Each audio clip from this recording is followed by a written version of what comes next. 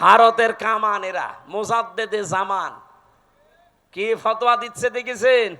আমরা কেউ সংবিধান সংস্কার পরিষদের সদস্য হিসেবে নির্বাচিত হইনি এবং সংবিধানে এটা এখনো ধারণ করা হয়নি। গণভোটের পুরাটা চাপাবাজি, এই বহু চাপাবাজ এই দেশে এখনো আছে গোপনে, আর প্রকাশ্যে অনেকে 24-এর কথা বলে না, কথা বললেই 71, কথা বললেই 52, কথা বললেই 47। আরে ভাই 71, 52, 47 আমরা কেউ ছিলাম না, আমরা ছিলাম 24-এ। আমাদের যেহেতু ভোট জয়যুক্ত হয়েছে, ধরাকে সরা জ্ঞান করছেন, আপনার চাইতে হাসিনা কম ছিল না। এরা কোনোদিন 24-এর কথা বলে না, এরা শুধু কথা বললেই 71, 47, 52। সুতরাং মন মতো চেষ্টা করলেও কেউ সরকার গঠন করলেও চালাতে পারবেন না, আমাদেরকে নিয়েই চলতে হবে। আর বেশি যদি মন মতো করতে চান, শেষে আপনার পরিণতি ওই হাসিনার মতোই হবে। আরে ভাই 71, 52, 47 আমরা কেউ ছিলাম না, আমরা ছিলাম 24-এ। যখন এই ঘোষণাপত্র আসবে তখন অটোমেটিক ভাবে বাংলাদেশের সংবিধান বাতিল হয়ে যাবে। এক কথা বলেন না কেন? কারণ এই দেশ চলবে এখন 24-এর চেতনায়। কথা বলেন ঠিক কিনা? কোনো বৈষম্য থাকবে না দেশে। নির্বাচন দিলে 2732 জন মানুষ মরে গেল, ওদের কি জীবনের দাম নেই? তো ওদের জীবনের দাম দেন, তারপরে আপনি 72, 71, 73-এর কথা নিয়ে আসেন। আমরা 71-কে সম্মান করি, 52-কে সম্মান করি, 47-কে সম্মান করি, কিন্তু না, সবচাইতে বড় সম্মানের জায়গা এখন আমি যেহেতু দেখেছি নিজে 24। কথা বলেন না কেন? এই দেশ চলবে এখন 24-এর চেতনায়। কোন চাপাবাজের চাপাবাজি এ দেশে আর চলবে? যদি এরকম চাপাবাজি করে মমতাজের মতো সেও ডিম খাবে। তাও কি ভালো ডিম? পচা ডিম। আমার ভাইরা, এই জন্য আমাদের সতর্কতার বিষয় হচ্ছে আমরা এখন কাবিলের মতো না, আমরা এখন হাবিলের মতো অবস্থানে যাব। ভাই যা করেন করেন, আপনার ওই পায়ে পা দিয়ে ঝগড়া করতে চান, আমি এখন ঝগড়ার ভেতরে নেই, আমি আছি আমাকে সংশোধন করে জনগণের সামনে আস্থাভাজন হিসাবে তৈরি করা। কারণ আমি চাই এই পৃথিবীতে আমারটা যেমন কবুল হচ্ছে, আমার আন্ডারে যারা থাকবে তাদেরটাও যেন আল্লাহর দরবারে কবুল হয়। আর আপনি আমাকে মেরে ফেলার জন্য উঠে পড়ে লেগেছেন। লাইম বাসাত্তা ইলাইয়া ইয়াদা কালি তাকতুলানি মা নাবি বাসিতি ইয়াদিয়া ইলাই কালি আকতুলাক ইন্নী আখাফুল্লাহ রাব্বাল আলামিন। কি গুরুত্বপূর্ণ কথা ওই দিন হাবিল বলিস। আল্লাহ হাবিলের এই কথাগুলো আমাদের জীবনে মেনে চলার তৌফিক দেন, বলেন আমিন। এটা সারা বাংলাদেশের মানুষ জানে। আপনি 73টা যে দল বললাম, একটা দল আপনি দেখবেন, শুধু ওই দল বাদ দিয়ে যত দল এই দেশে আছে তারা দায়িত্ব নেওয়ার জন্য মারামারি করে, না দিলে আবার হত্যা পর্যন্ত করে ফেলে। কিন্তু একটা দল আমি পেয়েছি দায়িত্ব নেওয়ার জন্য মারি না, এদের দিতে গেলে আরো কান্নাকাটি করে। আমি কি বেশি বললাম না বানিয়ে বললাম? এটা সারা দেশে বাংলাদেশের মানুষ জানে না। জেলা সভাপতি হওয়ার জন্য মানুষ মারামারি করে, এমনকি বিপক্ষে যারা আছে ফেলে। অথচ বাংলাদেশ জামাত ইসলামী, ইসলামী ছাত্র শিবির, ইসলামী ছাত্রী সংস্থা, আমি নিজে দেখেছি জেলা সভাপতি, জেলা আমির হওয়ার জন্য দায়িত্ব দিতে চায়, নেওয়া তো দূরের কথা, আর কান্দে। অন্যান্য জেলা আমির, জেলা সভাপতি যারা হয় তাদের তো উপায় আছে বিভিন্ন, আর এই দলটাই উপায় না, আরো নিজের যা আছে সব বিলিয়ে দেওয়া লাগে। এই জন্যই তো কান্দে যে আমি একই করছি, যা ছিল অন্তত এগুলো থাকবে না, সব চলে যাবে। সব চলে যাওয়ার পরও এদের কোনো দুঃখ নেই, কারণ ওরা এই কথা বলে এ রাস্তায় এসেছে। এই জন্যই তো কান্দে যে আমি একই করছি, যা ছিল অন্তত এগুলো থাকবে না, সব চলে যাবে। সব চলে যাওয়ার পরও এদের কোনো দুঃখ নেই, কারণ ওরা এই কথা বলে এ রাস্তায় এসেছে যে আমার নামাজ, আমার কোরবানি।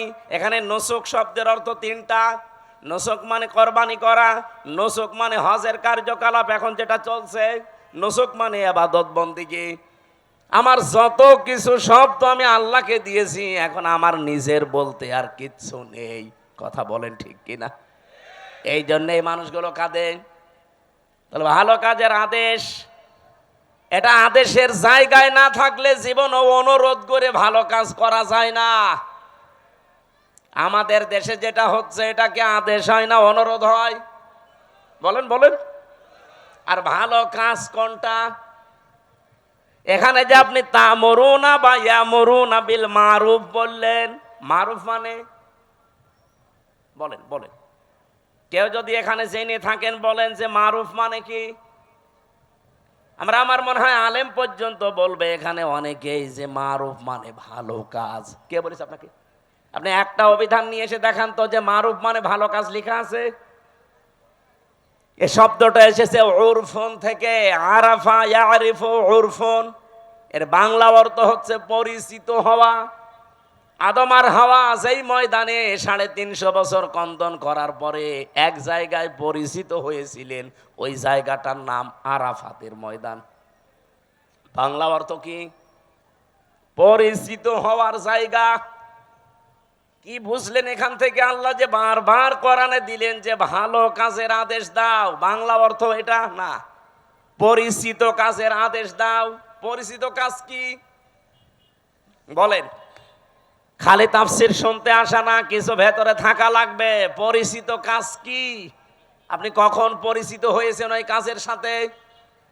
কোন দিন আপনার ওই কাজের সাথে পরিচয় ঘটেছে আপনাকে এখন মেলানো লাগবে। এবারের দিকে তাকান, ক্লাস চলছে। এই যে তামরুনা বিল মারুফ বা ইয়ামুরুনা বিল মারুফ, তোমরা নির্দেশ দাও, আদেশ করো পরিচিত কাজগুলো। পরিচিত কাজ কি? কখন পরিচয় হয়েছে আপনার সাথে? কিভাবে পরিচয় করেছেন বলেন?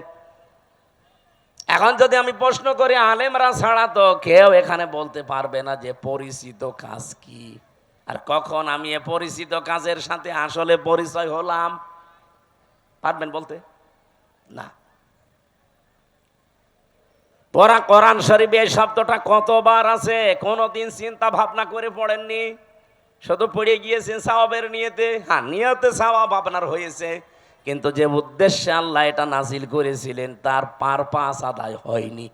এই জন্যে তো দেশে এখন এই অবস্থা। আমরা এইটাই বোঝাতে চাই যে আমরা পরিচিত কাজের আদেশ করব, আর পরিচিত আমি হয়েছি ওই কাজের সাথে কবে? আমাদের যিনি আদি পিতা হযরতে আদমের কথা যেহেতু আরম্ভ করেছি, বলেন তো ওনাকে আল্লাহ তৈরি করার পরে সর্বপ্রথম কিছু জিনিসের নাম আল্লাহ তাকে শিখিয়েছিলেন। এটা শোনেননি? বলেন না কেন? আল্লাহ রাব্বুল আলামিন নিজে তখন শিক্ষক ছিলেন, আর ক্লাসরুম ছিল এই পবা নাকি কোন জায়গা? ক্লাসরুম ছিল জান্নাত। এই পৃথিবীতে যে বিশ্ববিদ্যালয়গুলো মার্ক করা হয়, যে সিরিয়াল আকারে একটার সাথে আর একটা, একটার পরে আর একটা, এই যে র্যাঙ্কিং করা হয় কেন? এই দুনিয়াতে এখন 257টা দেশে 1000 বিশ্ববিদ্যালয়ের যে তালিকা দেওয়া আছে তার ভেতরে বাংলাদেশের একটাও নেই, রাজশাহী ভার্সিটিও নেই। তাহলে কি এখানে লেখাপড়া এর চাইতে মানে এখানে হয় না? বা যে 1000-এর তালিকা ওখানে কি এমন হয়? কয়েকদিন আগে আমি মালয়েশিয়া ছিলাম, ওখানে যতগুলো বিশ্ববিদ্যালয় আছে মাত্র একটা ওই 1000-এর ভেতরে স্থান পেয়েছে। ওই দেশে আমাদের চাইতে প্রায় 5 ডবল বড় মালয়েশিয়া। কত বিশ্ববিদ্যালয় ওই দেশে আছে? আমাদের দেশে যদি মনে করেন 1000টা আছে, সারা দেশ মিলে সরকারি বেসরকারি মিলে, তো ওই দেশে তাহলে 5000 আছে, তার ভেতরে মাত্র একটা র্যাঙ্কিং এ স্থান পেয়েছে। আমি যেখানে পিএইচডি করার জন্য চিন্তায় আছি, মালয়েশিয়া ইন্টারন্যাশনাল ইসলামিক ইউনিভার্সিটি, এইটাও তালিকায় নেই। এই যে ডক্টর মিজানুর রহমান আজহারি ওখান থেকে ডক্টরেট করে এসেছি, এই ভার্সিটি পর্যন্ত ওই তালিকায় স্থান পায়নি। তাহলে 1 নম্বরে যেটা আছে বিশ্বে কি হয় সেখানে তার গবেষণার স্তর কোথায়, ক্লাসরুমের কি সিস্টেম। আমি বিশ্বের যতগুলো দেশে গেছি আজ পর্যন্ত, যে দেশে নামি আগে যাই বিশ্ববিদ্যালয়ে, সেখানে আগে লাইব্রেরিতে যেয়ে দেখি আসলে এখানে হয় কি। আমি যেটা বোঝাতে চাচ্ছিলাম, আল্লাহ নিজে যেহেতু ক্লাস নিয়েছেন, ক্লাসরুমের সিস্টেমটা আমাদের রাজশাহী ভার্সিটির মতো না, এই পবা কলেজের মতো না। ক্লাসরুমের জায়গাটা সরাসরি জান্নাত। কোন জায়গা বলেন বলেন? কি স্তরে তাকে আল্লাহ শেখাতে পারেন বলেন তো? গবেষণাগারে গবেষণালব্ধ বিষয় কি পরিমাণে সেখানে থাকতে পারে? কারণ শিক্ষক তো আর দুনিয়ার কেউ না, সরাসরি কে? আর ছাত্র আমির হামজা না, ছাত্র উজ্জ্বল না, ছাত্রকে আদম নবী, একজন নবী। কোনদিন ভেবেছেন যে ওই দিন আল্লাহ কি শিখিয়েছে তাকে? কোরআনে কারিম আমাদের জানাচ্ছে, ওয়াল্লামা আদামাল আসমা কুল্লাহা। এই যে ইসমের বহুবচন আসমা, আল্লাহ পাক তাকে শিখিয়েছিলেন বিভিন্ন নাম। আমরা এ পর্যন্ত জানি, আমার মনে হয় এখানে আলেম পর্যন্ত অনেকে জানে না এখানে এসএমের বহুবচন আসমা দিয়ে আল্লাহ আসলে জানাতে চেয়েছে কি। এই ভালো করে খেয়াল করেন, রব্বুল আলামিন এখানে এসএমের বহুবচন আসমা দিয়ে জানাতে চাননি যে আদম, দুনিয়াতে তোমাকে আমি পাঠাবো, আলু, পটল, ঝিঙা, ফুল, কদু, এরকম কিছু জিনিসের নাম আমি কি তোমাকে শিখিয়ে দিলাম? এটা বলেছিলেন? বলেন বলেন। আর এটা যদি বইলেও থাকে, আপনার কি মনে হয় যে এরকম কিছু এইরকম ক্লাসে শিখাতে পারে? 1 2 3 4 এর ক্লাস বলেন, এই ক্লাস কি নার্সারি পেলে কেজি 1 এর ক্লাস?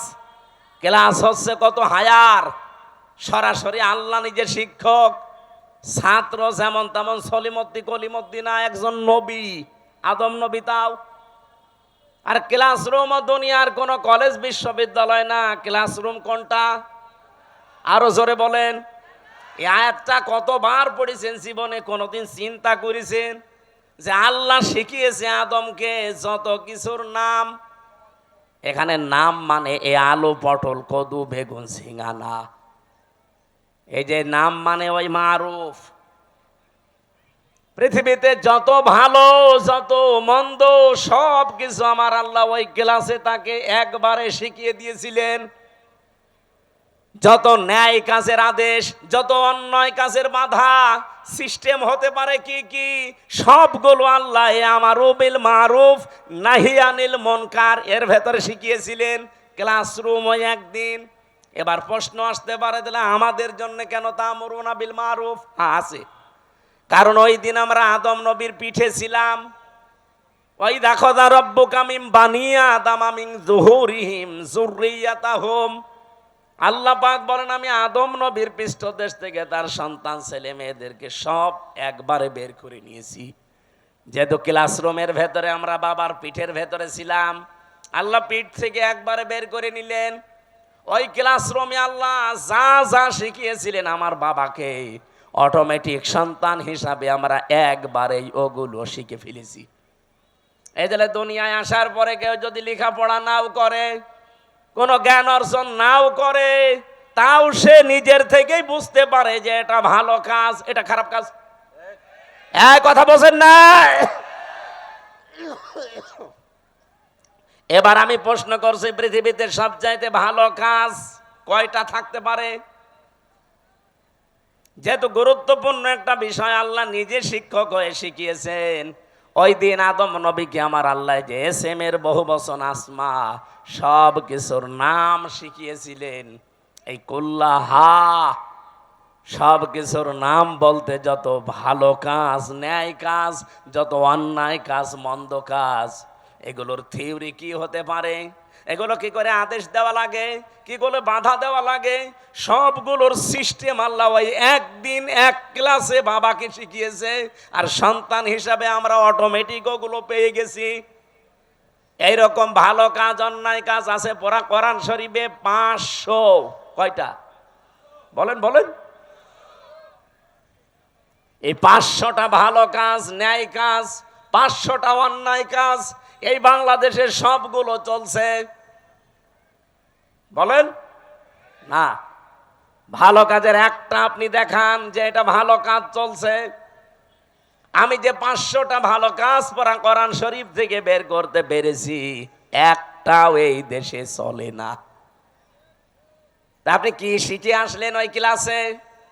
আপনি যে উত্তম এই পৃথিবীতে শ্রেষ্ঠ কুনতুম খয়রা উম্মাতিন উখরিজাত লিন-নাস, আপনাকে বের করাই হয়েছে মানুষের কল্যাণের জন্য। তা কি কল্যাণ করবেন? ওই ভালো কাজগুলো, ন্যায় কাজগুলো যদি নাই জানেন, ওইটা জানার জন্যই তো কোরআনের কাছে আসতে হয়। আমি এবার একটা একটা করে যদি ভালো কাজের বর্ণনাও দিতে থাকি, ন্যায় কাজের, বলেন তো যে জেনা করা এটা ভালো কাজ না না অন্যায় কাজ? আরো জোরে বলেন। এই অন্যায় কাজে কি নিষেধ করবেন না অনুরোধ করবেন? হ্যাঁ, বাংলাদেশে নিষেধ পর্যন্ত করা যাচ্ছে না। আজ যারা নারী সংস্কারের নাম নিয়ে, সমান অধিকারের নাম নিয়ে ঢাকার রাজপথে পিঠ পেট সব খুলে যে আমরা সমান অধিকার চাই, এই কথা যারা বলছে, বলেন এরা প্রত্যেকেই বেশ্যা কিনা? ওরা নিজেরা বলছে আমরা চেয়েছিলাম হিস্সা, হয়ে গেছি বেশ্যা। তা আপনি আসলেও বেশ্যা? আপনার চেহারার দিকে তাকিয়েই দেখেন। বলেন তো যারা 1 থেকে মাস্টার্স পর্যন্ত ক্লাস করেন, এদিকে ওদিকে তাকান, কি বলছে ওটা আত্মস্থ করা লাগবে না? সারা জীবন খালি মারুফ মারুফ শুনেছেন, মারুফের বাংলা অর্থ জিজ্ঞাসা করলেও বলতে পারছেন না। কি ক্লাস করছেন আপনি?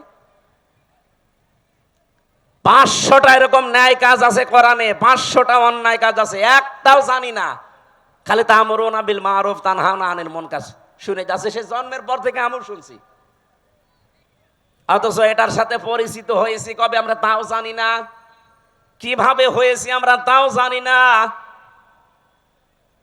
আজ আমরা যে শ্রেষ্ঠ জাতি পৃথিবীতে, কেন শ্রেষ্ঠ হলাম তাও জানি না। যার কারণে শ্রেষ্ঠ ওইটাই নেই, আপনি আন্দাজে দাবি করলে হবে? এই জন্য ন্যায় কাজ অন্যায় কাজ এটা আপনাকে এই মুহূর্ত থেকে জানা লাগবে। আমি নিজে আমার প্র্যাকটিক্যাল লাইফে দেখলাম, জেলে যাওয়ার আগে আমি 20 সালে গ্রামে একটা জেনা হয়েছিল। 2 জনই বিবাহিত এবং বিবাহিতা, তাদের সাক্ষী এবং প্রমাণও 4 জন ধরা পড়ে গেছে। কলমের মাথার ভেতরে যেমন মাথা দিলে যা অবস্থা, ঠিক ওই অবস্থায় তাদেরকে ধরে ফেলেছে। হয়তো ক্লাসের ওই কথাগুলো এরকম, যারা আনমনা এদিকে ওদিকে তাকাচ্ছেন, খালি পানির বোতল দিচ্ছেন, তারা তো 2 মিনিট পরে ভুলে যাবেন। তা আমি ভুলিনি, আমি যা পড়েছি ঠিক আমি ওইভাবেই মনে রেখেছি। আর এইগুলোর ক্লাসের জন্য 1 থেকে মাস্টার্স পর্যন্ত আমাদের যে ক্লাস, এই ক্লাসে আমি পাইনি। এগুলোর জন্য গবেষণা করা লাগে। এই যে 1000 বিশ্ববিদ্যালয়ের র্যাঙ্কিং এ বাংলাদেশের কোনো বিশ্ববিদ্যালয় নেই। কেন নেই? কারণ ওই সমস্ত জায়গায় 99% গবেষণা হয়, 1% শিক্ষা হয়। আর আমাদের দেশে 1% গবেষণা হয়, 99% শিক্ষা দেয়। এই জন্য আমরা ওই পর্যন্ত যেতে পারি না। আদম নবীকে আল্লাহ কি গবেষণা দিয়েছেন দেখেন, যে তোমাকে শুধু না কিয়ামত পর্যন্ত তোমার সন্তান যারা তারা পিঠে ছিল, ওয়াইদ আখাযা রাব্বুকা মিন বানি আদামা মিন যুহুরিহিম যুররিয়াতাহুম, এটা সূরা আরাফের 172 নম্বর আয়াতের প্রথম অংশে আছে। আমি দলিলগুলো শুধু আয়াত বলছি, বাড়িতে মিলাবেন, আপনার আরো আনন্দ লাগবে। আজ যদি সত্যি আমরা ভালো কাজের আদেশের জায়গায় থাকতাম, আমি ওই দিন শুধু ফতোয়া পর্যন্ত দিয়েছিলাম, আদেশ দিতে পারিনি। যদি সত্যি আমি আদেশ দিতাম আর গ্রামবাসী মিলে যদি ওদেরকে 2 জন সঙ্গে সার করতো, আমি বেঁচে থাকতে পারতাম? কথা বলে না কেন? পুলিশ তার পরের দিন ওদের সঙ্গে সার করার আগে আমার সঙ্গে সার করতো। বলতো হুজুর ফতোয়া দিয়েছেন ঠিক আছে, কার্যকর করলেন কেন? এদেশে কোরআনের আইন চলে। আমি কি বলতাম? চলে না, তাহলে আপনাকেই দেখি আসেন সঙ্গে সার করি। অথচ এই কাজটার সাথে আমি পরিচিত হয়েছে কি 5 বছর 10 বছর আগে। কবে? ওই দুনিয়া যেদিন তৈরি করেন আমার পিতা আদি পিতাকে, সেই দিন থেকে আমি পরিচিত। এই জন্য দুনিয়ায় যারা আসে ও লেখাপড়া জানে না, কোনো ভার্সিটি কলেজে বিশ্ববিদ্যালয়ে কোনো জায়গায় পড়েনি, স্কুলের বারান্দায় যায়নি, তারপরও ভালো কাজ কোনটা অন্যায় কোনটা সে ভেতর থেকে আসে না। সে নিজের থেকে বলতে পারে না যে না এটা অন্যায় কাজ, এটা ভালো কাজ। এটা আপনি শিখলেন কোন থেকে? এর সাথে পরিচিত হয়েছেন আপনি ওই ক্লাস থেকে। এই জন্য দুনিয়ায় যত অন্যায় কাজ আছে, এই অন্যায় কাজের সাথে পরিচয় আমাদের আজকে না, কালকে না, বহুদিন আগের। কিন্তু এই অন্যায় কাজগুলো বন্ধ করার জন্য যেখানে থাকা লাগে, আর 54 বছরও আমরা সেখানে যেতে পারি নাই, এই জন্য কোনো অন্যায় বন্ধ হয় না। ওই জায়গায় যাওয়ার জন্য আজ বাংলাদেশ চেষ্টা করছে যে ওখানে যদি যেতে পারি, ভালো কাজ কোনটা ও মন্দ কাজ কোনটা ঠিক আমি তো আগেই জানি, ওগুলো শুধু এখন বাস্তবতায় রূপ দেব। আমি বললাম যাদেরকে যে ভালো কাজে বাংলাদেশে আদেশ নেই, অনুরোধ আছে, একদল আবার বলবে হুজুর আপনি আমাদেরকে খোঁচা দিলেন। আপনাদের খোঁচা দিয়েছি? আপনি তো আদেশ করতে জীবনেও পারেন না, আপনি তো অনুরোধ করেন, চলো ভাই সলিমুদ্দিন নামাজ পড়তে যায়। এটা কি আদেশ না অনুরোধ? বলেন বলেন। ইসলামের কোন কাজ অনুরোধ আছে? নেই। সব কাজ ডু ইট, এটা কর, এইরকম আদেশ। এবার আসেন ওয়ায়ানহাউনা আনিল মুনকার, যারা অন্যায় কাজে বাধা দেয়। আমরা বলি যে অন্যায় কাজে নিষেধ করে, কে বলেছে আপনাকে? অন্যায় কাজে এখানে বাধা দেওয়ার নিষেধ করা এক জিনিস না। ও বাবা সলিমুদ্দিন, এই গাছটা কেটো না, এটা নিষেধ করলাম। কিন্তু এটা যদি বাধা দিতে হয়, তাহলে যে ওই গাছ কাটবে তার চাইতে আমার শক্তিশালী হওয়া লাগবে। এক কথা বলেন না কেন? এদেশে এরকম শক্তিশালী জায়গায় আমরা আছি। তাহলে চাঁদাবাজি যারা করে, এখানে যে যদি বলে ভাই না এ কাজ ভালো না, আস্তাগফিরুল্লাহ, এখন এদের চাইতে যারা আরেকটু উপরে আছে বসে কি এই দুই দল লেগে গেছে। কালকে হাসপাতালে দেখেন কত মানুষ ভর্তি। আমার তো মনে হচ্ছে এখনো পর্যন্ত দেশে কেউ হাবিল কেউ কাবিল কাজ করছে। এ রাজশাহীতে নদী নেই, কি নাম কি? পদ্মা। পদ্মায় যে স্রোত চলে, আমি আর আবুল কালাম আজাদ সাহেব যদি বলি এই স্রোত বন্ধ হয়ে যা, সূরা ফাতিহা পড়ে ফু দিয়ে দিলাম, হবে? আবুল কালাম আজাদ আর আমির হামজান আমাদের বাবারা আসলেও হবে না। কাবা শরীফের ইমাম এনে কাজ করেন, তাও হবে না। এই স্রোত বন্ধ করার জন্য প্রাচীর দেওয়া লাগবে, বাঁধ দেওয়া লাগবে, প্রতিবন্ধকতা সৃষ্টি করা লাগবে। এটা বুঝেছেন? এটা বুঝেছেন?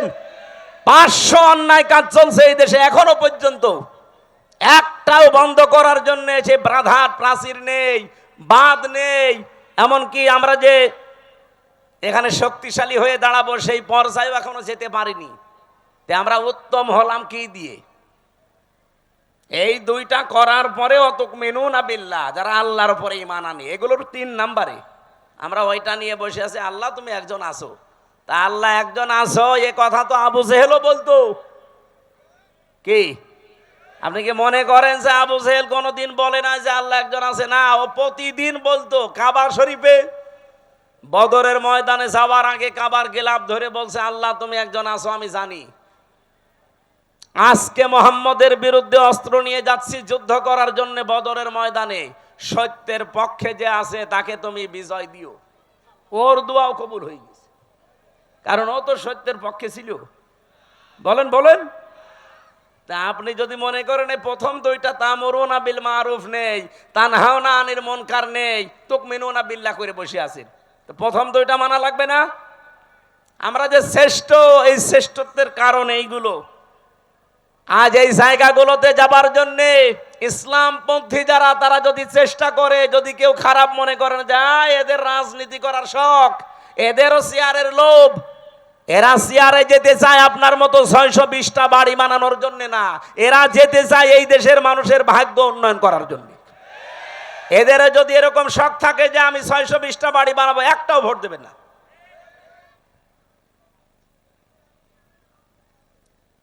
কোন কারণে আমার এই ঝামেলাপূর্ণ রাস্তায় আসার দরকার?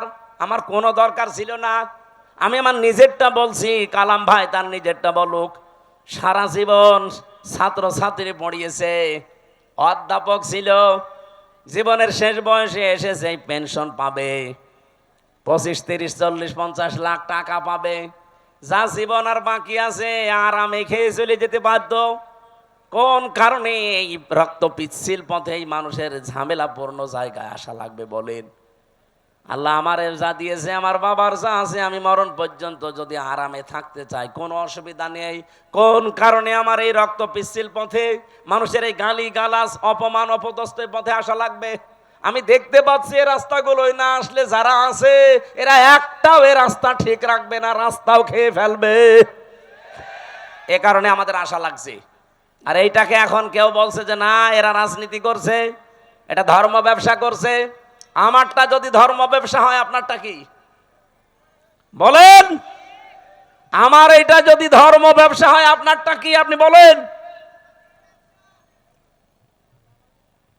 আপনি তো 5 বছর পরে ঠিকই মমতাজের মতো হয়ে যাবেন, 5 বছর পরে ঠিকই আপনি সালমান এফ রহমানের মতো হয়ে যাবেন। কিন্তু 5 বছর পরে আমি সালমান এফ রহমান না, আমার মনে হয় যা আছে এর চাইতে আরো 3 ভাগের 2 ভাগ চলে যাবে। সত্য কথা এইটাই, আপনার কাছে খারাপ লাগলেও বাস্তবতা এইটাই, কারণ প্রমাণ হয়ে গেছে। মাওলানা মতিউর রহমান নিজামী আর আলে আহসান মুজাহিদ রহমতুল্লাহ আলাইহে জীবনে তারা প্রমাণ করে দেখিয়েছে যে ইসলামের ওপরে টিকে থাকলে অবস্থা এই হয়। তারা যদি লাইনে না এসে নিজেরা শুধু মসজিদের ইমামতি করে চলে যেত, জীবন কাটিয়ে চলে যেতে পারতো। কি দেখিয়েছে আপনি দেখেছেন, তামাম দুনিয়া অবাক হয়ে আছে আজ পর্যন্ত। এই বাংলাদেশে দৃষ্টান্ত এই 54 বছরে কেউ দেখাতে পারে নাই যে মন্ত্রীর দায়িত্ব পালন করে আবার 36 টাকা ফেরত দেয়। আপনি বলেন তো কে আছে দেখান, আমি সেখানে যাব। আর আজ শাহীবাসী যেহেতু হযরত ইব্রাহিম আদম আলাইহিস সালাম তার সন্তানের কাহিনী আমাদেরকে আল্লাহ শোনাতে বলেছিলেন, আজ হাবিলের মতো কিছু মানুষ আমরা তৈরি হয়েছি। নিজেদের জীবনে পরিষ্কার পরিচ্ছন্ন করে, কর্মজীবন পরিষ্কার পরিচ্ছন্ন রেখে আজ আমরা মানুষের আস্থা ভাজন অলরেডি হয়ে গেছি। কিন্তু কাবিল যেটা, ও নিজেকে নিজে সংশোধন না করে, ওরটা কেন কবুল হয়নি ওগুলো আবিষ্কার না করে আমারটা হয়েছে ও আমাকেই মেরে ফেলতে চায়। এরকম কাবিল দেশে নেই, এক কথা বলেন নেই। আমরা এখন হাবিলের ভূমিকায় থাকতে চাই। ওই দিন হাবিল বলেছিল ক্বালা ইন্নামা ইয়াতাকাব্বালুল্লাহু মিনাল মুত্তাকিন। এখানে যারা আরবি গ্রামার বোঝে জিজ্ঞাসা করেন, ইন্নার পরে যদি মা আসে বাংলা অর্থ দাঁড়ায় একমাত্র, কেবলমাত্র, শুধুমাত্র, হবেই হবে, এইটাই। এরকম 33টা অর্থ আছে। হাবিল ওই দিন জানাতে চেয়েছে, হে ভাই আপনি আমার বয়সে বড়, আপনার শক্তিও শরীরে বেশি, দুনিয়ায় এসেছেন আপনি আগে, খেয়েছেনও বেশি, এখন আপনার সাথে তো আমি পারবো না। কিন্তু সাফ কথা শোনেন, আপনার কোরবানি কবুল হয়নি, আমারটা হয়েছে, আপনি এখন আমাকেই মেরে ফেলতে চান। আপনাকে জনগণ ভালোবাসে না চাঁদাবাজির কারণে, আপনার চরিত্রের কারণে। আর আমার জীবনে ওইসব নেই, এই জন্যে মানুষ আমাকে বিশ্বাস করে, আমার উপরে আস্থা রাখে, আর আপনি আমাকেই মেরে ফেলতে চান। সাফ কথা শুনে রাখেন, ক্বালা ইন্নামা ইয়াতাকাব্বালুল্লাহু মিনাল মুত্তাকিন। ইয়াতাকাব্বালু মোজারে, বর্তমান, ভবিষ্যৎ, প্রেজেন্ট, ফিউচার। শুধু আজকের দিন না, কিয়ামত পর্যন্ত শুধুমাত্র আল্লাহ গ্রহণ করে, কবুল করে মুত্তাকিদের জিনিসপত্র। এই জন্য আমরা এখন থেকে মুত্তাকি হওয়ার চেষ্টা করি। মুত্তাকি কি?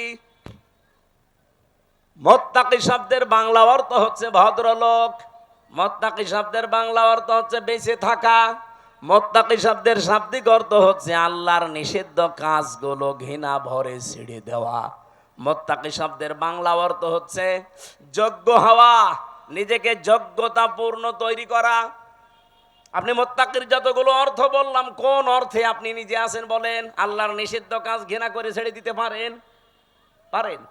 পারেন না। যেগুলো আপনি মোবাইলে দেখেন ওইটা বাইরে দেখা যায় যাচ্ছে, যেটা মোবাইলে দেখেন ওইটা যায় যাচ্ছে। বাইরে যেই দৃশ্য দেখা যায় ওই দৃশ্য মোবাইলে দেখা যায়, বাইরে যেই দৃশ্য দেখা যায় নেই ওইটা মোবাইলে দেখা যায় নেই।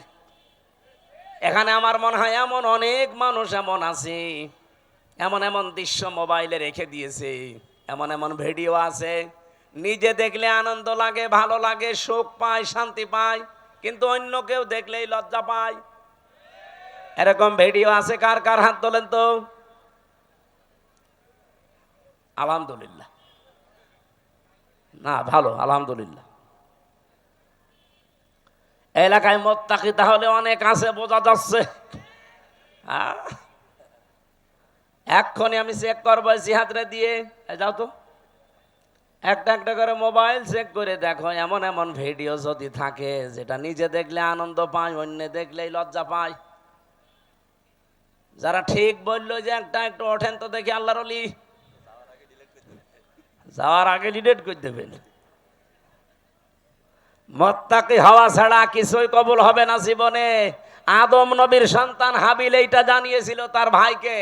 এজন্য আজ যারা কাবিলের ভূমিকায় আছেন, জোর করে জবরদস্তি করে উল্টাপাল্টা করে শক্তি দেখিয়ে সন্ত্রাসী কায়দায় আবার অনেকে চেষ্টা চালাচ্ছে যে যাব। কোথায় যাবেন? যাবেন কি করে? আপনি মুত্তাকি হন নাই তো আপনাকে জনগণ গ্রহণ করবে না, আল্লাহ তো গ্রহণ করবেই না। এই জন্য জাল মাল দিয়ে চেষ্টা করে যাচ্ছি যে আমরা মুত্তাকি হব। আমাদের পূর্বপুরুষরাও মুত্তাকি ছিল। এই কথা বলেন না কেন? তারা অন্যায় অবৈধ কাজ যেমন ঘৃণা ভরে ছেড়ে দিয়েছে, তারা নিজেকে যোগ্যতা সম্পন্ন তৈরি করেছে। অনেকে বলে হুজুররা কিছু চালাতে পারবে না। চালাতে পারে নাই। কৃষি মন্ত্রণালয়, শিল্প মন্ত্রণালয় নিখুঁত ভাবে চালিয়েছে। আর এমন নিখুঁত ভাবে চালিয়ে দেখিয়েছে, বাংলাদেশে ইতিহাস হয়ে আছে শিল্প মন্ত্রণালয়টা। আজ পর্যন্ত কেউ রেকর্ড ভাঙতে পারে নাই। মাওলানা মতিয়ার রহমান নিজামী রহমতুল্লাহ আলাইহি যখন শিল্পমন্ত্রী ছিলেন, আমি নিজে ওই সময় দর্শনা মাদ্রাসায় পড়ি চুয়াডাঙ্গায়। ওই যে কেরুস মিল নাম শোনেননি? চিনির মিল, কেরুর মদ, ওই জায়গায় উনি গিয়েছিলেন। ওই সময় একজনকে পাঠিয়েছিলেন এমডি করে। এই যে সৎ মানুষ চেয়ারে থাকলে যে কি হয়, আর 54 বছরে সেখানে 1 টাকা লাভ হয়নি, অথচ ওই 5 বছরে 5 বার প্রত্যেকবার লাভ হয়েছে। সুবহানাল্লাহ বলতে পারেন নাই?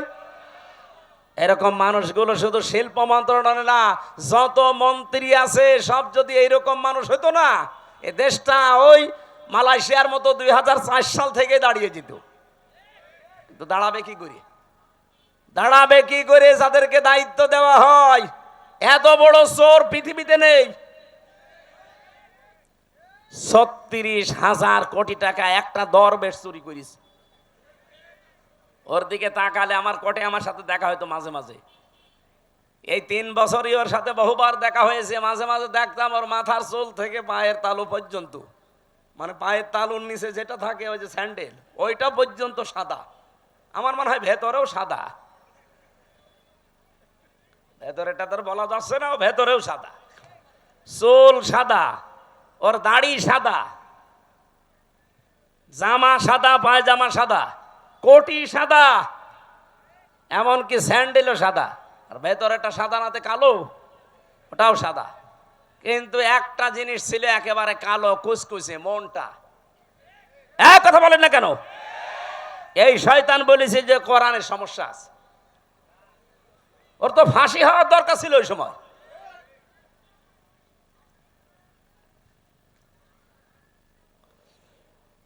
আমি তো বাস্তব কথা শোনাতে চাচ্ছি। এই এমডিকে উনি পাঠিয়েছিলেন রাত 3:30টার সময়, যে উনি জয়েন্ট করেছে। চিন্তা করছে আজকে আমি একটা চমক দেখাবো। একেবারে মেন গেটে যে দারোয়ান আছে, তারে বলছে আপনি এখান থেকে একটু নিরাপদ দূরত্বে থাকেন, আপনার পোশাকটা আমারে দেন। ওই যে হাটে একটা লাঠি নিয়ে বসে থাকে, লাঠি নিয়ে দারোয়ানের মতো বসে আছে। ফজরের নামাজ শেষ করে সকাল 7টা থেকে আরম্ভ হয়েছে, মানুষ যাচ্ছে 10টা পর্যন্ত। এরপরে ডিউটি আর এক দলের আসবে। তখন বাজে 11:45। একজন একেবারে সেরকম বড় দাড়ি, জব্বা জামা গায়ে, পাগড়ি মাথায়, এত বড় বড় দাড়ি নিয়ে প্রাইভেট নিয়ে ঢুকতেছে। তো দারোয়ান মনে করছে যে নতুন দারোয়ান হবে হয়তো। আজকে আর অন্য দিনের মতো গেট খোলে নাই, গেট বন্ধ করে দাঁড়িয়ে আছে। বলছে না আমি আপনাকে ঢুকতে দেব না। এই দারোয়ানের বাচ্চা, যে আপনি যাই বলেন না কেন এখন বাজে কত? আপনার তো এখানে আসার কথা 10টায়, এখন বাজে 11:45, 1 ঘন্টা 45 মিনিট লেট আপনার। আপনি যদি আমার চাকরি খেয়েও ফেলেন আমি আপনাকে আজ ঢুকতে দেব না। এখন দারোয়ানের সাথে মারামারি করবে? শেষ পর্যন্ত বলেছে ঠিক আছে তোর চাকরি কে রাখে আমি দেখবো। এই ধস্তাধস্তিতে শেষ হয়ে যাওয়ার পরে দারোয়ানকে এবার ভেতরে যে বলছে আপনার দায়িত্ব আপনি পালন করেন, যান। আমি চলে গেলাম। যে এমডির অফিসে বসেছে ওই লোকটার খবর নিয়ে ডাক দিয়েছে যে ওকে ডাক দেন আমার অফিসে। অফিসে ঢোকার পরে যখন সালাম দিয়েছে জবাব দিয়ে বলছে দাঁড়ান, চেয়ারে বসার দরকার নেই, আপনি দাঁড়ান, আপনাকে আমি কয়েকটা কথা জিজ্ঞাসা করব। এখন বাজে হচ্ছে 11:45, আপনার 10টায় অফিসে আসার কথা। আপনি যে মুখে দাঁড়িয়ে রেখেছেন এই দাঁড়ি আপনার জন্য না, কারণ এই দাঁড়ি যিনি রাখতেন তিনি কাজে এভাবে ফাঁকি দিতেন না। আপনি বিশাল জোব্বা গায়ে দিয়ে এসেছেন, পাগড়ি মাথায় দিয়ে, এই পাগড়ি জোব্বা আপনার জন্য না, কারণ এগুলো যিনি পরতেন তিনি জীবনে কোনোদিন কাজে ফাঁকি দেননি। আপনি কার আদর্শগুলো শরীরের ভেতরে ধারণ করে ফাঁকি দিচ্ছেন? আপনি 10টা থেকে 4টা পর্যন্ত ডিউটি করবেন, এইটা আপনার ইবাদত। কথা বলেন না কেন? আর আপনি 11:45, 1 ঘন্টা 45 মিনিট লেট। মাসের পরে তো ঠিকই বেতন নিয়ে নেবেন। আপনার বেতন হালাল হয় কি করে? আপনার নামাজ হয় কি করে? আপনার দাড়ি রাখা আপনার জন্য না, কেটে ফেলেন দাড়ি। ওই বছর এই লাভ হয়েছিল এই দেশে চিনির মিলে, ওই প্রথম শুরু হয়েছে। এই যে ডিউটিগুলো সঠিকভাবে পালন করা, কোনো জিনিসে ভেজাল না দেওয়া, চুরি চামারি বন্ধ হওয়া, বিশেষ করে দুর্নীতি আর কোনো জায়গায় নেই, সবাই টাইট হয়ে গেছে। ওরে বাবা কি কঠিন মানুষ! 1 বার 2 বার 3 বার সিগন্যাল দেয়, 3 বারের পরে যদি সংশোধন না হয় জনমের মতো ওরে বিদায় করে দেয়। একবারে ভয় দেখিয়েছে, সারা দেশে যত চিনির মিল সব টাইট হয়ে গেছে। কারণ ওনার উপরে যে আছে, যিনি পাঠিয়েছেন তিনি তো সাধারণ মানুষ না, মাওলানা নিজামী সরাসরি পাঠিয়েছে ওনারে। বলেন তো যে এই বাংলাদেশে যে ইতিহাস তৈরি করে গেল, এখন যদি আবার ওই রকম আমরা তৈরি করে দিতে পারি, আল্লাহর কসম আমি দিয়ে বলতে পারি বাংলাদেশ ও মালয়েশিয়া সিঙ্গাপুরের মতো দাঁড়িয়ে যাবে। মালয়েশিয়া দাঁড়িয়েছে 2004 সালের পর থেকে, সিঙ্গাপুরও দাঁড়িয়েছে 2004 সালের পর থেকে, পাশাপাশি দেশ। আমি ঘুরে আসলাম কয়েকদিন আগে। এ বাংলাদেশের চাইতে কত ছোট সিঙ্গাপুর জানেন? এ রাজশাহী জেলা আমার মনে হয় এই মাথা থেকে ওই মাথা 70-80 কিলোমিটার হবে না? হবে না? কত? 80 কিলোমিটার এই জেলাটায়, এ মাথা থেকে ও মাথা। অথচ সিঙ্গাপুর একটা দেশ, মাত্র 42 কিলো এই মাথা ও মাথা, চারিদিকে সাগর, মাছ বিক্রি করে খেত ওরা। কি অবস্থায় দাঁড়িয়েছে সিঙ্গাপুর আজ! 257টা দেশের ভেতরে যদি 10টা দেশ গণনা করেন, সিঙ্গাপুর একটা ধরা লাগবে। এ পর্যায়ে তারা গেছে শুধুমাত্র এই সৎ নেতৃত্বের কারণে। তারপরও তো তারা আল্লাহর আইন মানে না, শুধু যা আইন বানিয়েছে ওইটাই পঙ্খানো মানে, এই কারণে দাঁড়িয়েছে। আর আমরা শুধুমাত্র নিজেদের আইন না, এই দেশে যদি ইসলাম আসে পুরাটা চলবে আল্লাহর আইন। এই বলেন 56,000 বর্গ মাইল পুরাটা চলবে কার আইন? আরো জোরে বলেন, কয়টা? 500।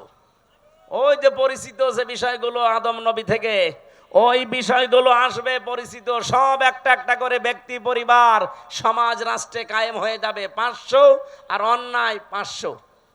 সৎ কাজে আদেশ দেবে, অন্যায় কাজে নিষেধ করবে, এই প্রতিশ্রুতি ওনারা দিয়েছে।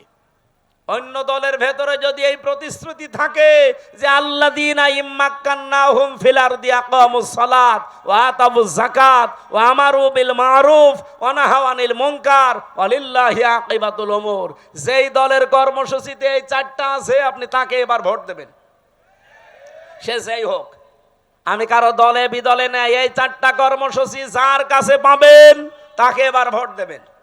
আর আমি যেহেতু নিজে দেখতেছি এই মানুষগুলো এই গ্যারান্টির উপরে আছে, এরা কথা দিয়েছে যদি ইসলাম দেশে সংসদে যায় প্রথমেই তারা নামাজের বিল আনবে। ওনারা জিজ্ঞাসা করেন, যদি বলেন না আমি নামাজের বিল প্রথমে আনবো না, আমি সুদের বিল আনবো, ওরা একটা ভোটও দেবেন না। 2 নম্বরে ওরা জাকাতের বিল কায়েম করবে, যে জাকাত ভিত্তিক অর্থনীতি কায়েম হবে এখন থেকে। 3 নম্বরে ভালো কাজ, যেটা পরিচিত কাজ, ওগুলো জারি হবে, এগুলো আদেশ হবে আইনের মাধ্যমে। আর অন্যায় যতগুলো আছে অন্যায় সব বন্ধ হবে, বাধার প্রাচীর তৈরি করা হবে। এটা যদি আজ বাংলাদেশে ইসলাম থাকতো, কুমারখালী এই গাজী কালুর চম্পাবতীর এই অর্ধ উলঙ্গ নাচের অনুমতি দিত, এটার জন্য মারামারি হইতো, আইন পাশ করে সব অন্যায় কাজগুলো বন্ধ করে দিত।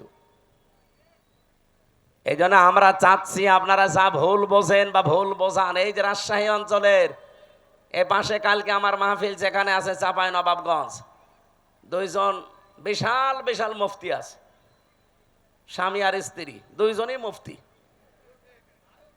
ভারতের কামান, এরা মুজাদ্দেদে জামান।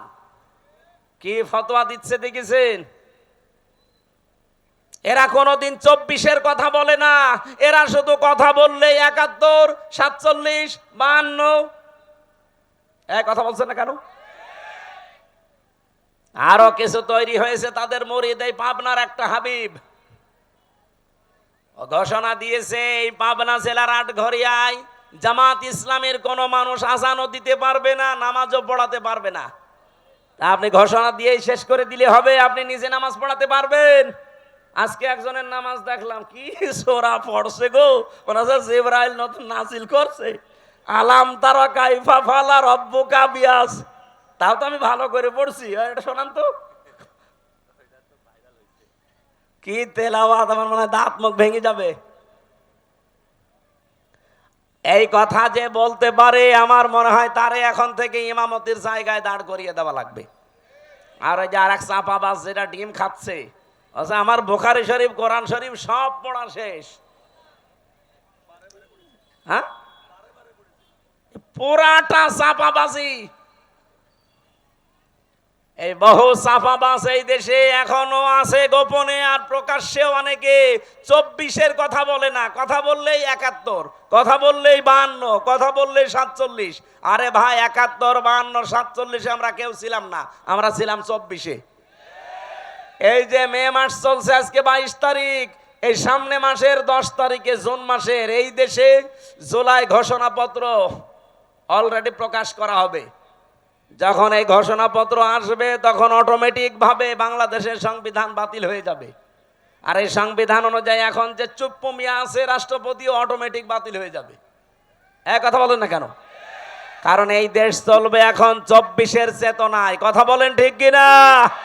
কোনো বৈষম্য থাকবে না দেশে, আর বৈষম্য যতদিন আছে ততদিন নির্বাচনও হবে না। তাহলে নির্বাচন দিলে 2732 জন মানুষ মরে গেল, ওদের কি জীবনের দাম নেই? তো ওদের জীবনের দাম দেন, তারপরে আপনি 72, 71, 73-এর কথা নিয়ে আসেন।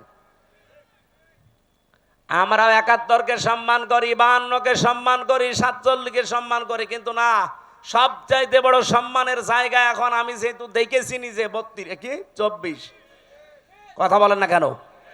এই দেশ চলবে এখন 24-এর চেতনায়। কোন চাপাবাজের চাপাবাজি এ দেশে আর চলবে? যদি এরকম চাপাবাজি করে মমতাজের মতো সেও ডিম খাবে। তাও কি ভালো ডিম? পচা ডিম। যে ডিম খেয়েছে মহিলা আজকে মানিকগঞ্জে, ও জীবনে মনে হয় আর কোর্টে হাজিরা দিতে আসবে না।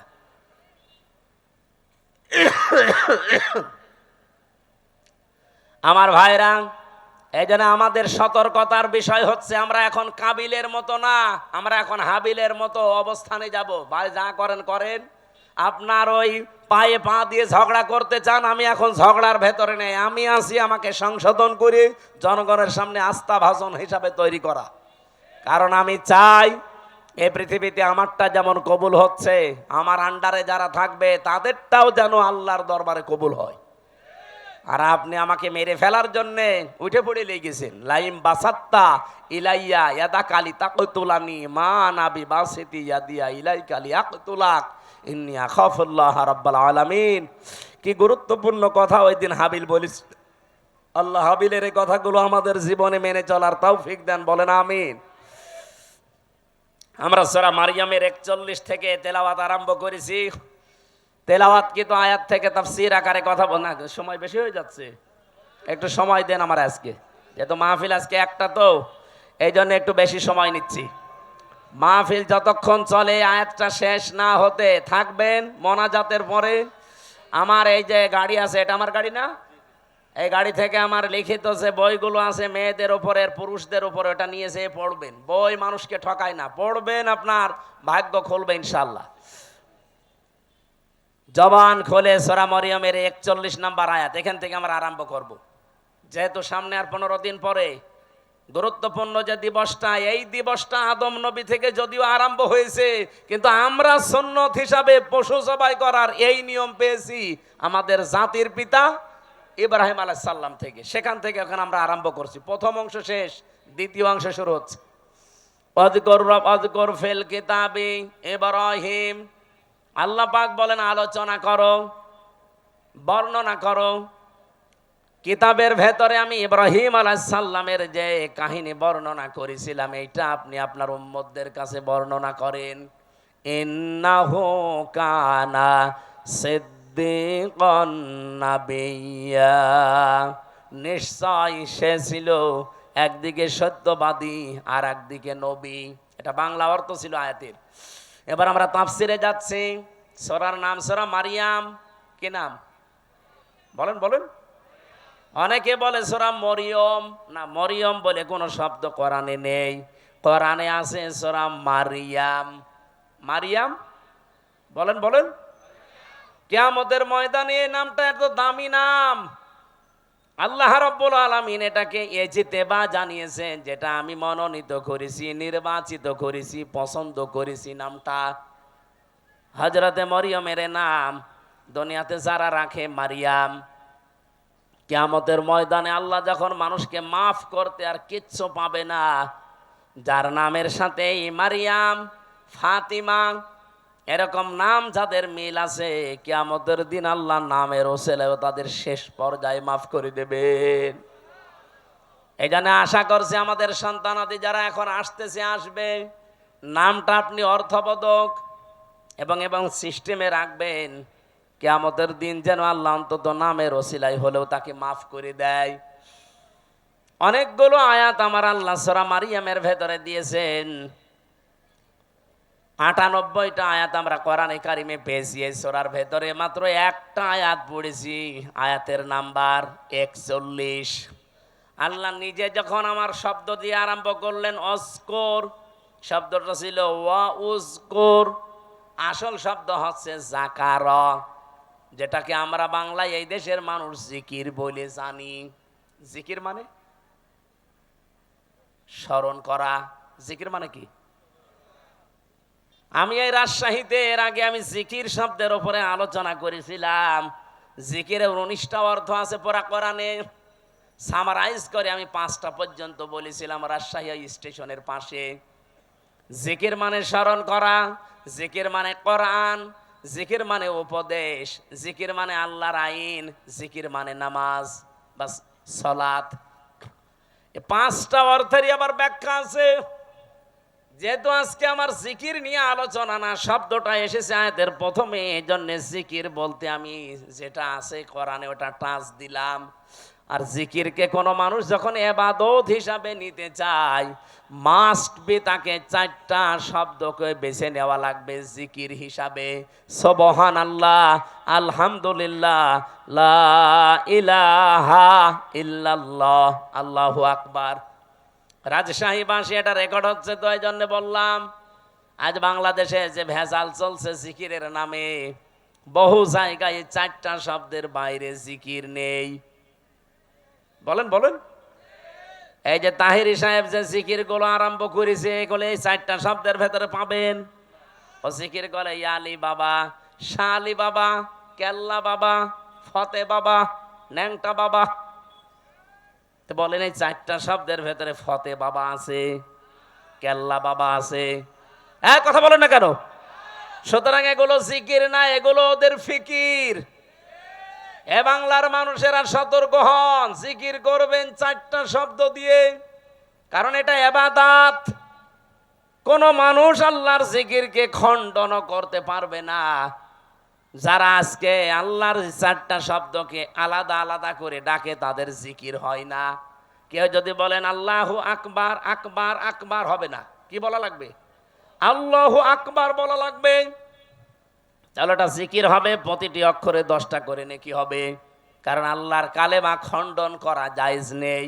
অতাম্মাত কালিমাতু রাব্বিকা সিদকাও ওয়া আদলা লা মুবাদদিলা লিকালিমাতিহি ওয়া হুয়াস সামিউল আলিম। বলেন আল্লাহু আকবার। এখানে 3টা বিষয় লেখা আছে আয়াতের ভেতরে। আল্লাহ বলেন আমার কোরআন পরিপূর্ণ সত্য কথা দিয়ে, 2 নম্বরে আমার কোরআন ইনসাফ দিয়ে পরিপূর্ণ, 3 নম্বরে আমার কোরআনের কোনো কথা রদ বদল নেই, পরিবর্ধন নেই। আযারুল্লাযীনা ইউলহিদুনা ফি আসমাই, এটা পাবেন সূরা আরাফ 9 নম্বর পারা 13 নম্বর পৃষ্ঠার 5 নম্বর লাইনের 180 নম্বর আয়াতের মাঝের অংশে আছে। যত তাফসিরে দেখবেন এইটাই লেখা পাবেন। আল্লাহ বলেন আমার নামকে তোমরা এলহাদ করবা না। এলহাদ মানে বলেন এলহাদ মানে পাল্টিয়ে ফেলা, এলহাদ মানে পরিবর্ধন করা, উলট পালট করে ডাকা। বাংলার মানুষেরা আল্লাহ যেহেতু এলহাদ করলে নিষেধ করেছেন, সুতরাং আজকে থেকে আমরা আর শুধু আকবার আকবার না, আল্লাহু আকবার জিকির করব। শুধু সুবহান না, সুবহান আল্লাহ জিকির করব। শুধু আলহামদ না, আলহামদুলিল্লাহ বলবো। শুধু লাইলা না, লা ইলাহা ইল্লাল্লাহ বলবো। এর বাইরে যদি কেউ জিকিরের কোনো শব্দ আবিষ্কার করেন, দলিল দেওয়া লাগবে। এই কথা বলছেন না কেন? বলেন। হ্যাঁ, আপনি সব সময় মুখে জারি রাখতে পারেন একটা শব্দ, সেটা হচ্ছে আস্তাগফিরুল্লাহ। সব সময় মুখে জারি রাখবেন। শুধু টয়লেটে আর স্বামী স্ত্রীর ব্যবহারের সময়, এই 2টা সময় বাদ দিয়ে সব সময় মুখে জারি রাখতে পারেন কি? আস্তাগফিরুল্লাহ। বলেন আস্তাগফিরুল্লাহ। মনে যখনই আপনার আনমনা হয়ে যাবে, এই শব্দটা মুখে জারি রেখে দেবেন। বিশ্বনবী বলেন এটা যার জীবনে যত বেশি থাকবে, আমার আল্লাহ জান্নাতে তার নিয়ামত তত বেশি বৃদ্ধি করে দেবে। জান্নাতের খাজানা বলা হয় একটা শব্দকে, নাম হচ্ছে লা হাওলা ওয়ালা কুওয়াতা ইল্লা বিল্লাহ। এটাও পড়বেন, লা হাওলা ওয়ালা কুওয়াতা ইল্লা বিল্লাহ। যেটা আজকে আমার জিকিরের আলোচনা না, আমি টাচ দিলাম শুধু প্রথম শব্দের। অযকুর ফিল কিতাবি, আল্লাহ পাক বলেন আলোচনা করো, বর্ণনা করো হে নবী, কিতাবের মধ্যে। কিসের মধ্যে? কিতাব কাকে বলা হয়? এই পৃথিবীতে যত কিছু আপনি দেখতে পান, লাইব্রেরিতে যান, প্রত্যেকটা হচ্ছে কিতাবের ব্যাখ্যা। আল্লাহর ভাষায় এই দুনিয়াতে এখন একটাই কিতাব আছে, অথেন্টিক কিতাব, তার নাম কোরআন। তার নাম কি? এই জন্য আপনি এখানে দেখেন কিতাবের আগে আলিফ লাম দেওয়া আছে। অযকুর ফিল কিতাবি, নির্দিষ্ট করে আল্লাহ জানিয়েছেন কিতাব একটাই। তাছাড়া দুনিয়াতে যত কিছু আছে ওগুলো কিতাবের ব্যাখ্যা। এই জন্য আপনাকে কেউ যদি বলে আমি ইসলাম জানতে চাই, কোন কিতাব পড়লে আমি ইসলাম জানতে পারবো, আপনাকে কোরআন দেওয়া লাগবে। আপনি যদি বলেন না এই যে রবীন্দ্রনাথ ঠাকুরের কবিতা দিলাম, পাবে ইসলাম? পৃথিবীতে যত তাফসীর লেখা আছে, যত হাদিসের গ্রন্থ লেখা আছে, যত কিছু আছে, সব হচ্ছে আল্লাহর এই কিতাবের ব্যাখ্যা। আপনি তাফসীরে ইতকানের ভেতরে দেখবেন এই কিতাবের নাম আমার আল্লাহ নিজে নামকরণ করেছেন 55টা। কোরআনের নাম কয়টা? বলেন। কোরআনের প্রথম নাম হচ্ছে আল কোরআন, 2 নাম্বার নাম হচ্ছে আল ফুরকান, 3 নাম্বার নাম হচ্ছে আল কিতাব, 4 নাম্বার নাম হচ্ছে আজ জিকির, 5 নাম্বার নাম হচ্ছে আত তানজিল। বলেন আল্লাহু আকবার। এই জন্য কিতাবে একটাই, এই কিতাবের কাছে কেউ যদি না আসে কোনোদিন সে হেদায়েতের রাস্তা পাবে না। আহ্বান জানাচ্ছি যারা সেখানে আছেন, ফাইনা তাযাহাবুন ইন হুয়া ইল্লা যিকরুল লিল আলামিন, কোথায় যান, ফিরে আসেন। এ কোরআন কারীম এই পৃথিবীর মানবতার জন্য মহান আল্লাহর পক্ষ থেকে একটা উপদেশ। বলেন সুবহানাল্লাহ। আমি কিতাবের আরো ব্যাখ্যা করতে পারতাম, ওদিকে আর যেতে চাই না। আল্লাহ বলেন, আলোচনা করেন, বর্ণনা করেন এই কিতাবের ভেতরে। এই কিতাব মানে কোরআন শরীফের ভেতরে আল্লাহ যে বর্ণনা দিলেন, যার নাম এখানে প্রায় 27 জন নবীর নাম আমরা পেয়েছি, 25 জন আর 2 জন ইনডাইরেক্ট, সব মিলে 27 জন। এই 25 থেকে 27 জন নবীর ভেতরে অন্যতম 4 জন নবী, তার ভেতরে 1 নম্বরে হযরত ইব্রাহিম আলাইহিস সালাম। ইহুদিরা আজ যাকে ডাকে আব্রাহাম বলে, না, ওনার নাম ইব্রাহিম বা ইব্রাহাম, এতটুকু বলা যায়, আব্রাহাম বলা যাবে না, তাহলে অর্থ পাল্টিয়ে যাবে। ওরা গণতন্ত্রের জনক যাকে বলে, এই যে আব্রাহাম, ইব্রাহিম নবীর নামটা আজ ইহুদিরা পাল্টিয়ে ডাকে আব্রাহাম বলে। এখানে 7টা কিরাত আমি পেয়েছি। এই 7 কিরাতের 2টা কিরাত আমি তেলাওয়াতের সময় করেছিলাম, শুনেছেন না? আযকুর ফিল কিতাবি ইব্রাহিম, আযকুর ফিল কিতাবি ইব্রাহিম। বলেন আল্লাহু আকবার। এটা তো আর ওই রকম মক্তবের ক্লাস চলছে না যে আপনাকে আমি কিরাতের উপরে ট্রেনিং দেব। রব্বুল আলামিন বলেন, আমার ইব্রাহিমের কথা আমি এই কোরআনে আলোচনা করেছি, হে নবী কেন জানেন? এবার আসেন, ইন্নাহু কানা সিদ্দিকান নাবিয়্যা, নিশ্চয় সে ছিল একদিকে সিদ্দিক আর একদিকে নবী। এখন সিদ্দিক কি আর নবী কি? 1 নম্বরে আমরা নবীর ব্যাখ্যা করি, তারপরে সিদ্দিক। নবী শব্দের বাংলা অর্থ হচ্ছে সংবাদ বাহক। এটা নাবা থেকে এসেছে। নাবা মানে ব্রেকিং নিউজ। এই যে টিভির নিউজ দিয়ে আজকে ব্রেকিং নিউজ যাচ্ছে, আপনি এখন এসে দেখেন রাত 10টা 1 মিনিটে ওসি প্রদীপ আর এসআই লিয়াকতের ফাঁসি হবে, এটা ব্রেকিং নিউজ যাচ্ছে। স্বৈরাচারের দোসর যারা ছিল 1628 জন, তার ভেতরে 2 জন না হলেও 1 জন তো মাস্ট বি ওসি প্রদীপ। আজকে আমার সাথে 3টা বছরই জেলে ছিল। আমি সেখানে বসতাম জেলারের সামনে, সোফারের সামনে, ওই শয়তান আমার পাশে বসতো। আমার এসে মাঝে মাঝে বলতো, হুজুর আমার কোনো দোষ নেই, সব বানানো। অথচ 204 জন মানুষকে ক্রস ফায়ারের নাটক করে হত্যা করেছে। সবচাইতে বেশি মানুষ ওই টেকনাফে, উখিয়া টেকনাফ ওই এলাকায় মানুষ হত্যা করার জন্য লাইসেন্স নিয়েছিল ওই স্বৈরাচারের কাছ থেকে, মাদকের নাম করে। ওই এলাকায় যেহেতু সবচাইতে বেশি একামতে দিনের মানুষ, কক্সবাজার চট্টগ্রামে এমনিতেই একামতে দিনের মানুষ বেশি। ওই কয়েক বছরের ভেতরে সবচাইতে বেশি মানুষ হত্যা করেছে শিবিরের। 204 জন মানুষ মেরেছে। এই ব্রেকিং নিউজটা আজকে যাচ্ছে। এখন ব্রেকিং নিউজ লিখতে কি লাগে? আপনি দেখেন ইংরেজি শব্দ যেহেতু নিউজ, নো কি NEWS লাগে না? আপনি একটা একটা করে শব্দের সাথে অর্থ মিলান। এন দিয়ে যদি ধরেন ইস্ট, ই দিয়ে নর্থ, নাই এন দিয়ে নর্থ, ই দিয়ে যদি ইস্ট ধরেন, ডাব্লু দিয়ে ওয়েস্ট আর এস দিয়ে সাউথ, তাহলে পৃথিবীর 4 কোণা হয়ে যাচ্ছে।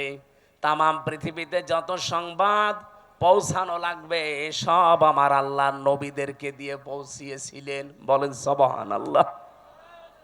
সব চাইতে বড় সংবাদ হচ্ছে, এরপরে একটা একটা করে সংবাদগুলো তিনি পরিবেশন করবেন তার পরিবার থেকে শুরু করে। 2 নম্বরে তিনি সিদ্দিক ছিলেন। সিদ্দিক কি? সত্য কথা বললেই সিদ্দিক হয় না মানুষ। সত্যকে সত্য বলে জানার পরে যারা দ্বিধাহীন চিত্তে প্রশ্ন ছাড়া গ্রহণ করে নিতে পারে তার নাম সিদ্দিক। হযরতে আবু বকর পর্যন্ত তিনি ছিলেন কিন্তু জানি যখন মেরাজের এই কাহিনীকে সত্যকে সত্য জানার পরে কোনো প্রশ্ন ছাড়া দ্বিধাহীন চিত্তে মেনে নিয়েছিলেন, বিশ্বাস করেছিলেন। বিশ্বনবী ওই দিন তাকে বলেছিলেন, তুমি আবু বকর শুধু না, আজকে থেকে আবু বকর সিদ্দিক। তাহলে আজ বাংলাদেশে আমরা যদি কেউ সিদ্দিক হতে চাই, কিয়ামতের দিন যেহেতু 4 প্রকার মানুষকে আল্লাহ পুরস্কার দেবে, মিনান নাবিয়্যিনা ওয়াস-সিদ্দিকিনা ওয়াশ-শুহাদা ওয়াস-সালিহিন, এই 4 প্রকারের ভেতরে 2 নম্বরে সিদ্দিক। তাহলে সত্যকে সত্য জানার পর কোনো চিন্তা ভাবনা আর করা যাবে না, দ্বিধাহীন চিত্তে প্রশ্ন ছাড়া পিছুটান ছাড়া যারা মেনে নিয়ে জীবন চালাতে পারবে, কিয়ামতের দিন যারা সিদ্দিকের কাতারে উঠবে। এ বাংলাদেশে সিদ্দিক আছে, খালি নামে আছে আবু বকর সিদ্দিক। সত্যকে সত্য জানার পরে মেনে নেওয়া দূরের কথা, আরো ঘাড় ঘোরায়, ঘাড় মোটা করে, চোখ মোটা করে। পাবনায় কোরআনে কারিমে আগুন লাগিয়েছে 150টা কোরআনে। সত্য কোনটা আপনি উদ্ঘাটন করে বের করেন না, আন্দাজে একজনের উপরে 10টা চাপিয়ে এমন কালার করার চেষ্টা চালিয়েছে। এখন তো সব বেরিয়ে আসছে, কে কে এটা করেছে, কার নির্দেশে করেছে, সব বেরিয়ে আসতেছে। আমরা দল বিদল বসি না, কোরআনে যারা আগুন দিয়েছে তাদের হাত এই দেশে থাকবে না। এই কথা বলেন না কেন? যে এই কাজের সাথে জড়িত, যারা এর সাথে ইঙ্গিত দিয়েছে। আপনি কি জামাত ইসলামের অফিসে আগুন দিয়েছেন? ওটা তো একটা শো। ওখানে ছিল কি? আল্লাহর কোরআন, একটা দুইটা না, 150টা কোরআন পুড়ে ছাই হয়ে গেছে। কোরআনে আগুন দেননি আপনি, আপনার কপালে আগুন দিয়েছেন।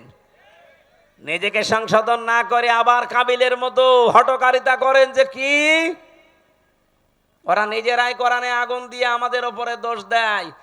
ওদের বিবেকের ওপরে কি কুকুরে প্রসাব করেছে যে নিজেরা আগুন দিয়ে আপনারা দোষ দেবে? আরে কি দুনিয়ার কোনো বিষয় হেলা খেলা করে আপনার উপরে দোষ দিয়ে দিল?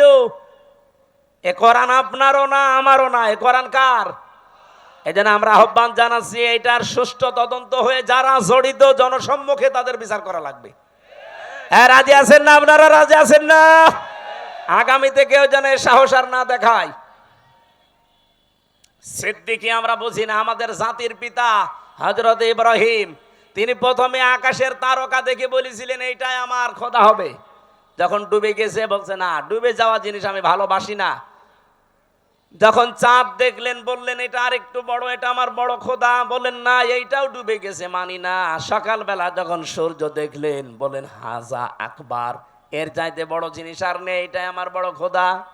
ওইটা যখন সন্ধ্যাবেলা ডুবে গেল, তিনি ডাক দিয়ে বললেন না, ইন্নী ওয়াজ্জাহতু ওয়াজহিয়া লিল্লাযী ফাতারাস সামাওয়াতি ওয়াল আরদা হানিফা ওয়া মা আনা মিনাল মুশরিকিন। আমি আজ আমার চেহারাকে ঘুরিয়ে দিলাম ওই আল্লাহর দিকে, যিনি আকাশ আর জমিনের উদ্ভাবক। আমি একনিষ্ঠভাবে মন থেকেই ঘুরে এসেছি, আমি মুশরিক না। ও বাংলার মানুষেরা, জাতির পিতা ইব্রাহিম তিনি নিজে খোঁজ করে করে সত্য ছিলেন, আর আমরা সেই জাতির পিতার সন্তান। চোখে আঙ্গুল দিয়ে দেখিয়ে দিলেও আমরা সত্যকে সত্য হিসাবে মানতে চাই না। এই কথা বলেন না কেন? আপনি জাতির পিতা ইব্রাহিমের সন্তান আর নেই, তিনি সত্যকে খুঁজে নিয়েছিলেন, আর আমাদেরকে সত্য আঙ্গুল দিয়ে দেখিয়ে দেওয়া হয়, তারপরও মানতে তো চাই না। সত্য কেউ নিয়ে আসলে তাকেও মেরে ফেলতে চায়। হযরত ইব্রাহিম বলেছিলেন, ইয ক্বালা লিআবিহি ইয়া আবাতি লিমা তা'বুদু মা লা ইয়াসমা'ু ওয়া লা ইউবসিরু ওয়া লা ইউগনি আনকা শাইআ। হে আমার বাবা, কেন আপনারা ইবাদত করেন যেটা কানে শোনে না, চোখে দেখে না, কোনো উপকারও করতে পারে না? ওই জামানায় যেহেতু সবচেয়ে বেশি প্রচলন ছিল মূর্তির পূজা করা। ইব্রাহিম নবীর বাবার নাম ছিল আজর বা তারিক। উনি নিজে হাতে মূর্তি বানাতেন আর ওটা বাজারে বিক্রি করতেন, সেল দিতেন, খুব দামি দামি মূর্তি। ইব্রাহিম নবীকে দিয়ে মূর্তি বিক্রি করার জন্য বাজারে পাঠাতেন। তাফসিরে লিখেছে ওনাকে একবার ঝুড়ির ভেতরে বড় বিশাল একটা ঝুড়িতে অনেকগুলো মূর্তি মাটির তৈরি করা, বলছে বাজারে নিয়ে যাও বিক্রি করে আসো। বাজারে নিয়ে যাওয়ার পরে এক জায়গায় রেখে দিয়েছে। কেউ তো নিচ্ছে কেউ নিচ্ছে না, চিন্তা করে অনেকগুলো তো বেঁচে আছে, কি করা যায়।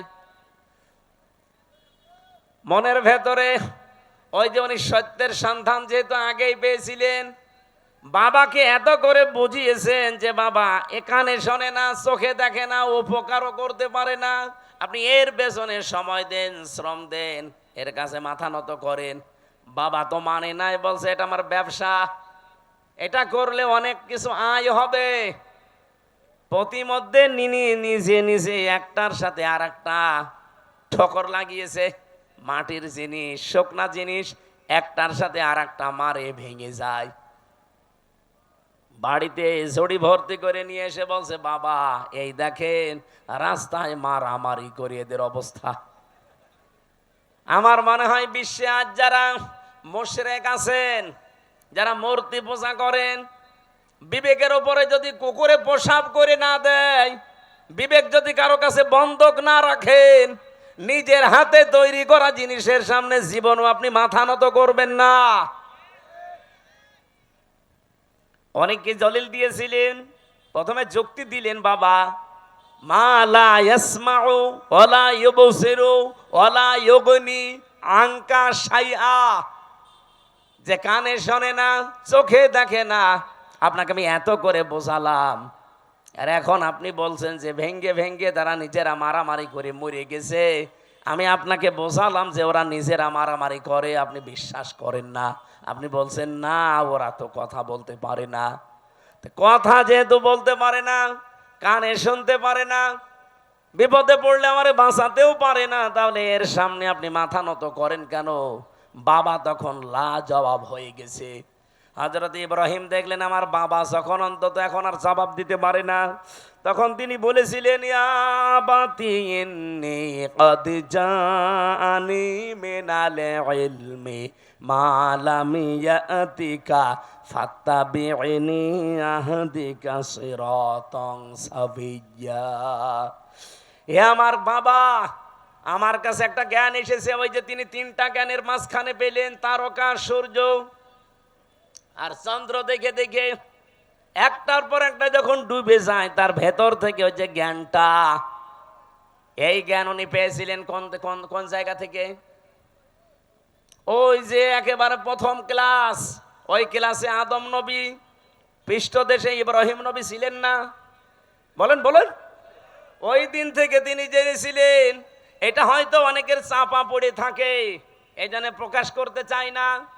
নবীদের যেহেতু আল্লাহ কন্ট্রোল করছেন, ওই জ্ঞানটা ওনার কাছে আমার আল্লাহ উদ্ভাসিত করে দিয়েছেন, জাগরণ করে দিয়েছেন। ডাক দিয়ে বললেন বাবা আমার কাছে যে জ্ঞান এলেম এসেছে, আপনার কাছে ওইটা নেই, আর আপনার কাছে থাকলে ওইটা চাপা পড়ে আছে। আপনাকে আমি আহ্বান জানাচ্ছি, আপনি আমার অনুসরণ করেন, তাহলে আপনাকে আমি সহজ সরল পথ দেখাতে পারবো। ইয়া বাতিলা তা'বুদিশ শাইতানা ইন্নাশ শাইতানা কানা লির-রহমানি আসিয়্যা। তিনি ডাক দিয়ে বলেছিলেন হে বাবা, ইয়া আবাতি ইন্নী আখাফু আইয়ামাসসাকা আযাবুম মিনার রহমানি ফাতাকুনা লিশ-শাইতানি ওয়ালিয়্যা। ক্বালা আরাগিবুন আনতা আন আলিহাতি ইয়া ইব্রাহিম লা ইল্লাম তানতাহি লা আরজুমান্নাকা ওয়াহজুরনি মালিয়া। বলেন সুবহানাল্লাহ। হযরত ইব্রাহিম এত সুন্দর করে তার বাবাকে বুঝিয়েছিলেন। আজও তামাম বিশ্বের মুশরিকদেরকে, নবীর উম্মত যারা আমরা এইভাবে করে বোঝাতে চাচ্ছি, তো মানুষ বোঝা তো দূরের কথা, ওই জামানায় ইব্রাহিম নবীর বাবা যা বলেছিল, আজ আমার মনে হচ্ছে বাঙালি জাতি আমাদেরকে তাই বলছে। ওই জামানায় ইব্রাহিম নবীর বাবা বলেছিল ওয়াহজুরনি মালিয়া, তোকে তো আমি নিজে জেলখানায় পাঠিয়ে দেব, অথবা মেরে ফেলবো, অথবা দেশ থেকে তোরে এমন দূরে তাড়িয়ে দেব যেন তোর সাথে দেখা না হয়। এ কথাগুলো আজ বিভিন্ন ভাষায় আমাদের ওপরে চাপিয়ে দিচ্ছে, বিভিন্ন কায়দায় আজরের বংশধর দ্বারা তারা। আমার কথার অর্থ, দুর্গা বানিয়েছে, এরা দরগা বানিয়েছে। হিন্দুরা আজ দুর্গা পূজা চালাচ্ছে আর মুসলমানেরা দরগা পূজা চালাচ্ছে, জিনিস একই। কথা বলছেন? সুতরাং আপনাদেরকে আমরা মুক্ত করতে চাই। আমাদের জাতির পিতা ইব্রাহিম আলাইহিস সালামকে বহু ভয় ওই সময় দেখিয়েছে। জাতির পিতা ইব্রাহিম নবী এবার দেখলেন না, এরা আমাকে আর বাঁচতে দেবে না, আগুনে পর্যন্ত শেষ পর্যন্ত ফেলে দিয়েছে। ওখান থেকে মুক্ত হওয়ার পরে তিনি বলেছিলেন, অকালা ইন্নী যাহিবুন ইলা রাব্বি সায়াহদিন রাব্বি হাবলি মিনাস সালিহিন ফাবাশশারনাহু বিগুলামিন হালিম। হযরত ইব্রাহিম ওই দিন জাতির কাছ থেকে, বাবার কাছ থেকে মুখ ফিরিয়ে বললেন, আমি এমন এক আল্লাহর দিকে, রবের দিকে ধাবমান হলাম, এমন দিকে আমার এই মুখ চেহারা ফিরিয়ে দিলাম, আমি আশা করছি অতি শীঘ্রই তিনি আমাকে পথ দেখাবেন, হেদায়েত দিয়ে দেবেন, পথের সন্ধান দেবেন। জাতির লোককে এত বোঝানোর পরেও যখন আর জাতি আসে না, এই দেশের আলেমরা কিন্তু শেষ পর্যন্ত ইব্রাহিম নবীর মতো এই কথা বলতে আমরা বাধ্য হব। কথা বোঝেন আমার? তখন আপনি জাহান্নামে যাবেন না, কোন জায়গায় যাবেন, আপনার জন্য আমার আর কোনো আফসোস নেই, আমি ধরা বাঁধাও নেই। এত করে কত কিছু যুক্তি প্রমাণ দলিল দিয়ে যে মানুষের তৈরি করা আইন আর মূর্তি পূজা জিনিস একই। ওরা না বুঝে করছে আর আপনি বুঝে করছেন, ওরা দুর্গা পূজা করে, আপনি দুর্গা পূজা করেন, জিনিস তো একই। ফিরে আসেন, ফিরে আসেন, ফিরে আসেন। হাতে পায়ে ধরার বাকি আছে, আর কত কিছু বলা যায়। হযরত ইব্রাহিম ওই দিন নিজের একটা শক্তি, সমর্থন, হাতের একটা লাঠি, এইটার জন্য তিনি দোয়া করতে আরম্ভ করলেন। একদিন, 2 দিন, 3 দিন না, 86 বছর, যে রব্বি হাবলি মিনাস সালিহিন, হে আল্লাহ আমারে তুমি একটা নেককার সন্তান দাও যে আমার লাঠি হিসাবে কাজ করতে পারে। আল্লাহ পাক 1 দিন, 2 দিন, 3 দিনে না, 86 বছর পরে এই দোয়াটা কবুল করেছিলেন। বলেন সুবহানাল্লাহ। তাকে সুসংবাদ দিলেন, আমি তোমাকে হালিমের সুসংবাদ দিলাম, গোলামিন হালিম। এটা কি চাচা হালিম না মামা হালিম? কি হালিম দিয়েছিলেন ইব্রাহিম নবীকে আল্লাহ রাব্বুল আলামিন? বলেন, ও ইব্রাহিম, কি গোলামিন হালিম দিয়েছে, একটু পরীক্ষা করে দেখো। ফালাম্মা বালাগা মাহু সায়া ক্বালা ইয়া বুনাইয়া ইন্নী আরা ফিল মানামি আন্নী আযবাহুকা ফানজুর মাযা তারা ক্বালা ইয়া আবাতি ফাআল মা তুমার সাতাজিদুনি ইনশাআল্লাহু মিনাস সাবিরিন। হযরত ইব্রাহিম চিন্তা করলেন, আল্লাহ আমাকে স্বপ্ন দেখিয়েছে সবচাইতে প্রিয় বস্তু কোরবানি দিতে। আমি তো এর আগে বহু দুম্বা কোরবানি দিলাম, একটাও কবুল হয়নি। আমি এখন ভেবে দেখি আমার কাছে সবচাইতে প্রিয় আমার সন্তানটা, কারণ 86 বছর পরে এসেছে। ওনাকে জবাই দেওয়ার জন্য অনুমতি চাইলেন। প্রশ্ন আসতে পারে, বিধানটা কার? আরো জোরে বলেন। পালন করবে কে? একজন নবী। একজন নবী যেমন তেমন না, এই 25 জনের ভেতরে 4 জন শ্রেষ্ঠ, তার ভেতরে ইব্রাহিম শ্রেষ্ঠ। তিনি আল্লাহর বিধান পালন করবেন, এই জায়গায় এতটুকু 13 বছরের সন্তানের কাছে অনুমতি নেওয়ার দরকার কি? এই জন্য অনুমতি নিয়েছিলেন। তিনি যে 86 বছর দোয়া করলেন, আমি রব্বি হাবলি মিনাস সালিহিন চাই, আল্লাহ যে জবাবে বলেছিলেন গোলামিন হালিম, তোমাকে আমি সহনশীল, ধৈর্যশীল সন্তানের সুসংবাদ দিলাম। তো কেমন হালিম দিয়েছে আজকে আমি দেখব। তিনি যখন বললেন, আমি কি তোমাকে জবাই করতে দেখেছি, তোমার রায় বলো, উনি মনে করেছিলেন সন্তান মনে হয় দৌড় দেবে, কিন্তু না, এসে বলছে, বাবা যা আদিষ্ট হয়েছেন আপনি পালন করেন, আপনি আমাকে ধৈর্যশীলদের মধ্যে পাবেন। ইব্রাহিম নবী এবার 100 ভাগ বিশ্বাস করে ফেলেছেন, আল্লাহ তুমি কি আমাকে গোলামিন হালিম যা দিয়েছো, এটা তো 100 ভাগ কার্যকর। এ সন্তানের কথাবার্তার ধরন কি? তিনি ভাবাস কি সাতাজিদুনি ইনশাআল্লাহু মিনাস সাবির বলতে পারতেন, যে আমি ধৈর্যশীল, বলেন নাই, বলেছিলেন সাবিরিন। আমার মতো বহু ধৈর্যশীল দুনিয়ায় আছে, তাদের ভেতরে আমিও একজন। তার মানে আমি অহংকার করি না আল্লাহর বিধান পালন করতে পেরে। বলেন সুবহানাল্লাহ। রব্বুল আলামিন এবার জবাব দিলেন, ফালাম্মা আসলামা ওয়া তাল্লাহু লিল জাবিন।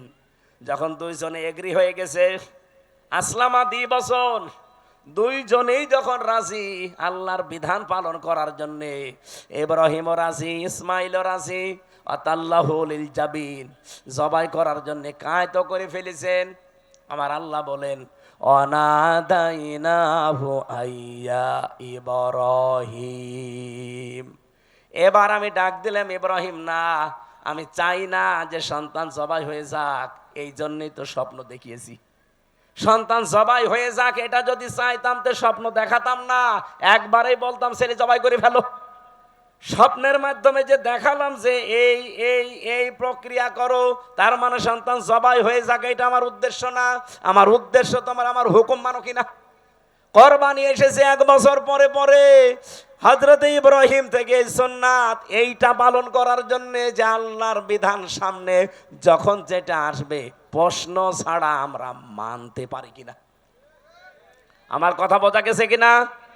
সামনে আল্লাহর বিধান যখন যেটা আসবে, যত কিছু হারাতে হয় হারাবেন। ইব্রাহিম নবীর মতো হাতে ছুরি নেওয়া লাগবে, ইসমাইল নবীর মতো গলা দিয়ে দেওয়া লাগবে। এই জন্য আল্লাহ আসলামা দ্বিবচন দিয়েছেন। এদেশে এখন যারা দায়িত্বে আছেন, এই 15 দিন পরে যে কোরবানি, এই কোরবানিতে আপনারা ইব্রাহিম নবীর ভূমিকা পালন করবেন। আর আমরা 18 কোটি জনগণ যদি গলাও দেওয়া লাগে ইসমাইল নবীর ভূমিকায় আসতে চাই। আগামী জুন মাসের 6 বা 7 তারিখে আল্লাহর এই বিধানটাকে সামনে যদি সত্যি পালন করা যায় এই বিধানের মতো, আমার মনে হচ্ছে ইসলামে দেশে কায়েম হয়ে যাবে ইনশাআল্লাহ। আমি কি বোঝাতে চেয়েছি আপনারা ঠিক বুঝে ফেলেছেন। আল্লাহ আমাদেরকে আয়াতগুলো এইভাবে অনুসরণ আমাদের জাতির পিতা যেভাবে করেছিলেন করার তৌফিক দিন, আমিন। মা বোনদের জন্য বইটা নিয়েছেন, এ পর্যন্ত শেষ করে দিলাম। আল্লাহুম্মা আমিন। লা হাওলা ওয়ালা কুওয়াতা ইল্লা বিল্লাহিল আলিয়্যিল আযীম। রব্বুল আলামিন 1.5 ঘন্টা 1 ঘন্টা 45 মিনিট পর্যন্ত আমি কথা বললাম। যারা বসে আছে, ইব্রাহিম নবীর জীবন থেকে যেটা পাওয়ার হালকা আমরা পেয়েছি, জীবনে মেনে চলার তৌফিক দাও। আজকের মাহফিলের সওয়াবগুলো নবীজির রওজায় পৌঁছিয়ে দাও। যে যুবকগুলো এই মাহফিলের জন্য কাজ করছে, আল্লাহ এই যুবকদেরকে তুমি ওমরের মতো বানিয়ে দাও। মা বোনরা যারা এসেছে খাদিজার মতো বানাও। এদের পেটে যে সন্তানাদিগুলো আসে, আল্লাহ তুমি এদেরকে হযরতে আলীর মতো, ওসমানের মতো কবুল করে নাও। অনেক পরিবারে অশান্তি আছে, আল্লাহ স্বামী স্ত্রীর ভেতরে শান্তি দিয়ে দাও। এলাকায় মাটির নিচে যারা কবরে আছে, কবরগুলো জান্নাতুল ফেরদাউস তৈরি করে দাও। রব্বুল আলামিন চেষ্টা চালিয়েছে কোরআনে কারিম থেকে সঠিক কথাগুলো তুলে ধরতে, শিক্ষা নেওয়ার জন্যে। কম বেশি আমরা যারা বুঝেছি, আগামীর জীবনে আমল করার তৌফিক দাও। আমাদের ঈমান আমল ইব্রাহিম ইসমাইলের মতো বানিয়ে দাও। 15 দিন পরে মহান দিবস আসতেছে ঈদুল আজহা। এই ঈদুল আজহায় মূল শিক্ষাটা তোমার বিধান পালন করা, এটা মেনে চলার সুযোগ দাও। কখন কার কাছে আজরাইল পাঠিয়ে দাও আমরা জানি না। যখনই আজরাইল আসবে, জীবনের শেষ কথা যেন এটা বলতে পারি, লা ইলাহা ইল্লাল্লাহু মুহাম্মাদুর রাসূলুল্লাহ। আসসালামু আলাইকুম।